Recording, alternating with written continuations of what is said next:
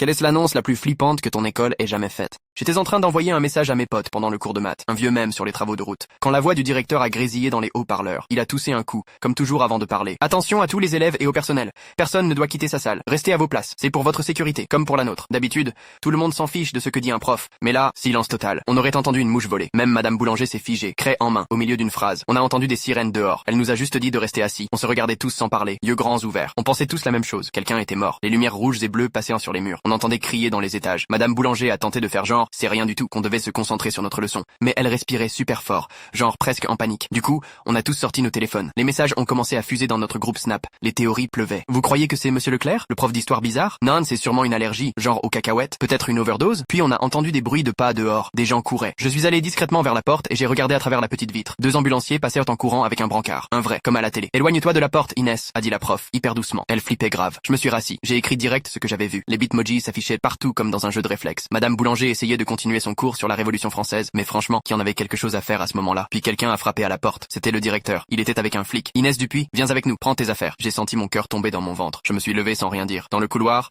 j'ai vu les ambulanciers près du gymnase. L'un d'eux remplissait des papiers, assis par terre. Le brancard était vide. En arrivant au bureau, j'ai vu mes parents, assis côte à côte. Mes parents sont divorcés, hein. Je les avais pas vus ensemble depuis que j'avais 8 ans. Là, j'étais carrément perdu. Ma mère s'est levée et m'a serré dans ses bras. Je suis désolé. Je suis tellement désolé. Je l'ai repoussé. C'est bon, je veux dire, c'est triste pour le prof ou la personne, mais mon père s'est mis à pleurer. Lui, mon père, ce roc, c'est pas un prof, il a dit. Ils m'ont expliqué. Mon copain, Mathis, était mort. Je les ai traités de menteurs. Je venais de le voir hier soir. J'ai sorti mon téléphone, devant tout le monde. Je leur ai dit que c'était n'importe quoi, que j'avais vu le brancard, entendu les cris. Mais non, ils avaient voulu m'appeler plus tôt, sauf que le concierge était tombé et s'était cassé la hanche. Ils avaient dû gérer ça d'abord. Mon père a continué. Sa voix tremblait. Ce matin, ses parents l'ont appelé pour le petit-déj. Il descendait pas. Ils ont été voir dans sa chambre. Il était pas là. Et puis, ils sont allés au grenier. La porte bloquée. Parce qu'il était juste derrière. Il pleurait comme un enfant. Je me suis effondré. J'ai hurlé dans mon pull. Je me suis cogné la tête contre le sol. Encore et encore. J'arrivais plus à respirer. Mes parents m'ont porté jusqu'à la voiture. On rentrait à la maison. Et là, j'ai reçu un message. C'était Mathis.